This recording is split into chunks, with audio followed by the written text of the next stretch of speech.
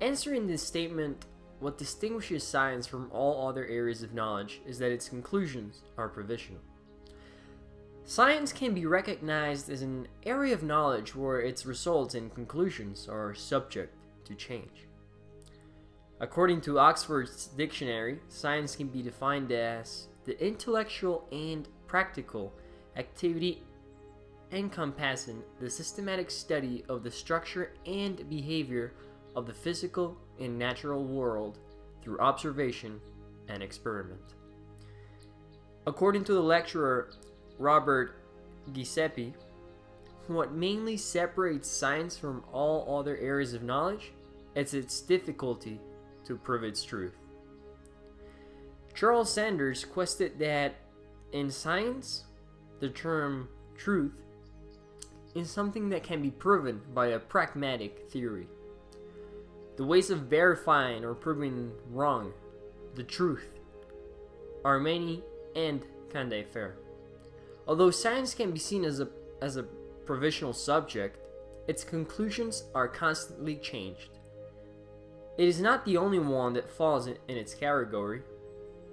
This can be proved by comparing three different areas of knowledge in terms of provisional conclusions: mathematics, history, and science. I will begin by stating how science is provisional, followed by mathematics non-provisionally, and concluding with another area of knowledge which, like science, is provisional. Science is an area of knowledge where its truth is proven through experimentation. This is why we refer to scientific knowledge as being priori knowledge, thus the given reason that it derives from experience. According to Dr. J. Miller, many individuals believe that science is based on too many assumptions and conjectures that constantly lead to a change of its laws. We should use other alternative ways of knowing, which involve our perception. Due to the fact that there are constant changes among these fields, it signifies that we may never find the answer to everything, which is specifically what leads science to continuously progress as we discover new things that prove our old paradigms wrong, as will be seen in the next section.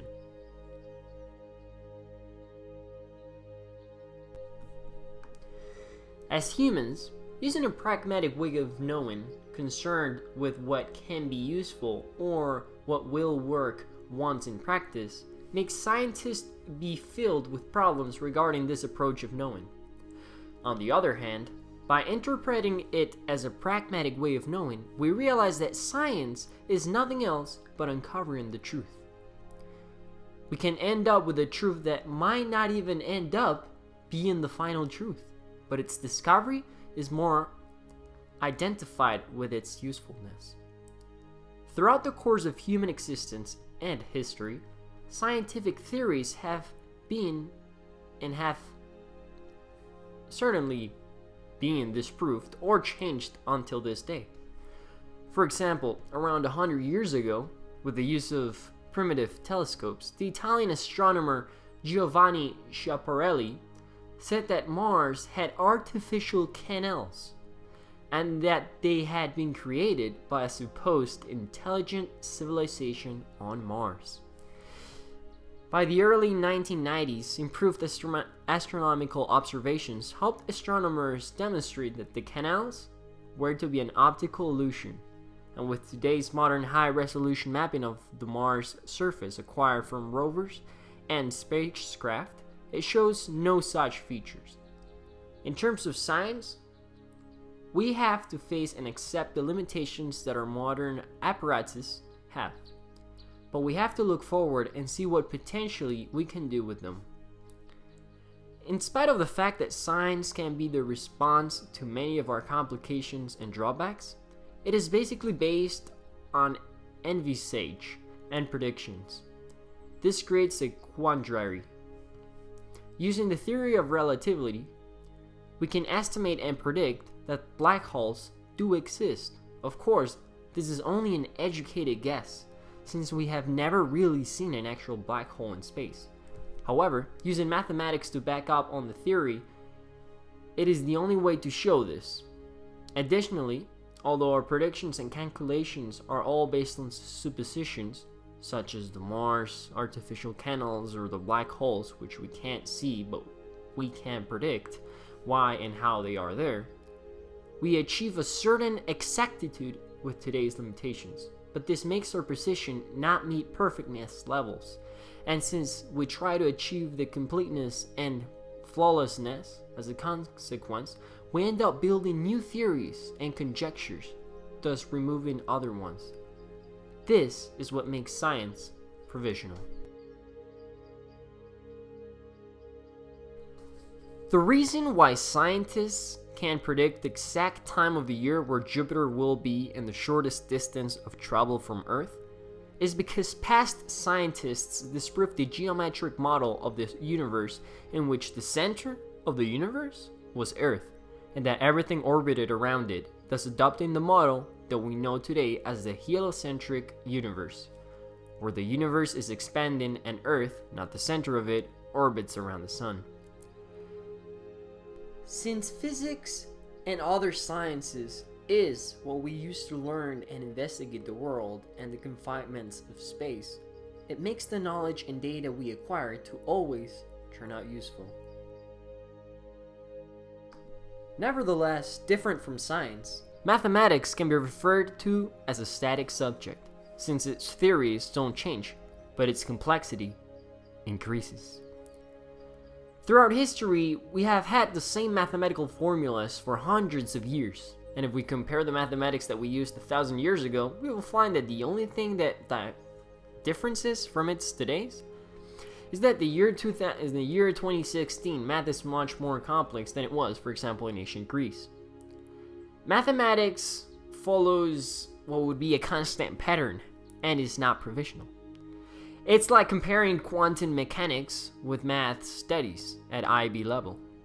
Both are based on the same roots, but one is much more convoluted than the other.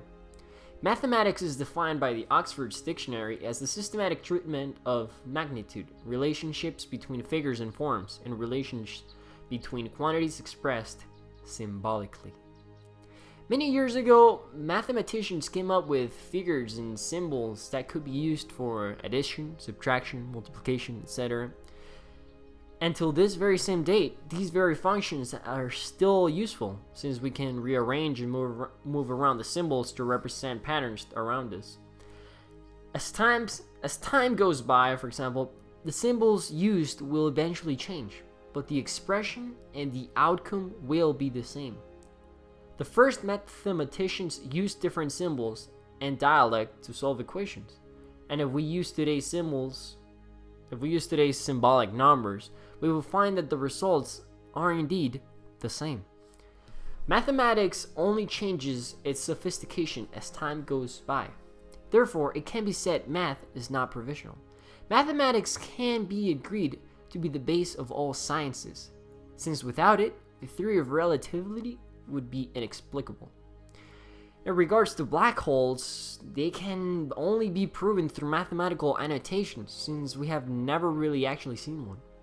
Science can be compared to a puzzle. Scientists work on all kinds of areas and are always trying to link together the missing puzzle pieces, but once a scientist finds the location of the connection of an individual piece to the whole picture, we all suspect to believe that the placement has been the adequate one.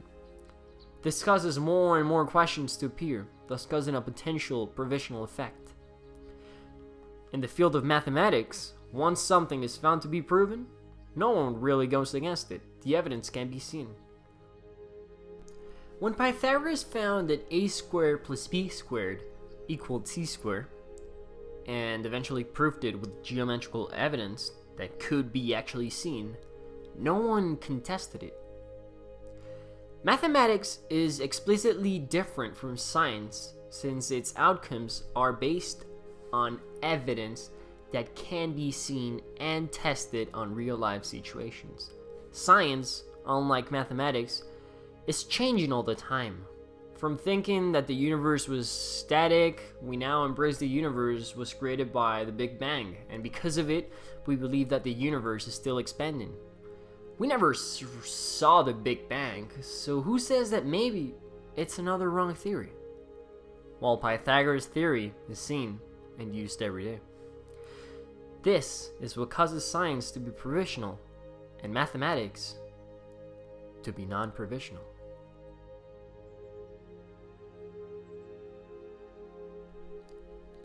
Like science, history has many different conclusions to it. For many years, it was believed that the first man to discover America was Christopher Columbus. Russell Friedman said, "We know now that Columbus was among the last explorers to reach the Americas, not the first." Throughout historical evidence, archaeology, and verification, historians were able to prove wrong the old paradigm in which it was believed that Columbus was the first to set feet in America, discovering that the first documented people to do so were actually the barbaric Vikings led by Leif Erikson. Historical evidence pushes things even further, and Russell Friedman, along with Christopher Klein, conclude that Columbus and Erikson were actually not the first two, since they both remarked the Americas seem to have been visited by seafaring travelers from China and possibly visitors from Africa, and maybe even the Ice Age Europe. By arranging an old theory involving a wrong paradigm, historians and archaeologists were able to construct a new one, disproving the old one. As conclusions change in science, so do they in history, given that new evidence outpasses the truth in terms of credibility from the old one.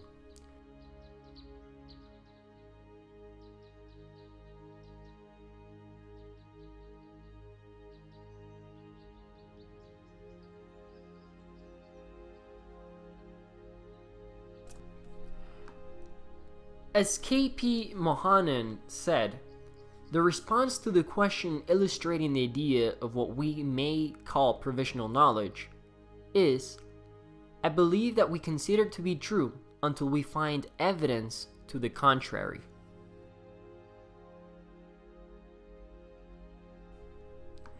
Comparing mathematics, science, and history can give us a wide perspective on how knowledge acquired from sciences is subjective to change.